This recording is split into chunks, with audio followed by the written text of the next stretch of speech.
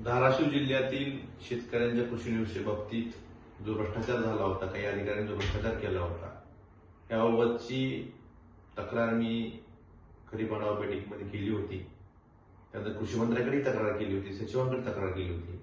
त्यानुसार शासनानं या ठिकाणी चौकशी समिती नेमून अधिकाऱ्यांचं निलंबन केलेलं आहे.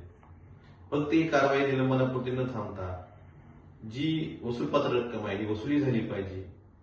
जे कठोर, ज्यांचे दोष जास्त आहे, ज्यांनी जास्त भ्रष्टाचार केलेला आहे, अशा प्रमुख लोकांना, यातील प्रमुख आहेत, यांच्यावर फौजदारी कारवाई झाली पाहिजे.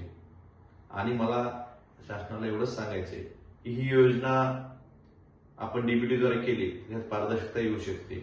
पण निविष्ठा, बोगस निविष्ठा शेतकऱ्यांच्या माथी मारण्याचं कारण काय? हा प्रकार फक्त धाराशिव जिल्ह्यापुरता नाही तर पूर्ण महाराष्ट्रभर या कृषी निविष्ठाच्या बाबतीत खूप मोठ्या तक्रारी शेतकऱ्यांच्या आहेत. शेतकऱ्यांना निविष्ठा वेळेत मिळत नाही, मिळाल्या तर त्या बोगस मिळतात. त्यामुळे याबाबत शासनानं डीबीटी योजना राबवावी. आणि मला एवढंच सांगायचंय, या कारवाईमुळं इथून पुढच्या काळात तरी शेतकऱ्यांच्या अन्नात माती घालवण्याची हिंमत कुठलाच अधिकारी करणार नाही. अशी कारवाई कठोर इथून पुढेही शासनानं करावी, एवढीच विनंती माझ्या शासनाला आहे.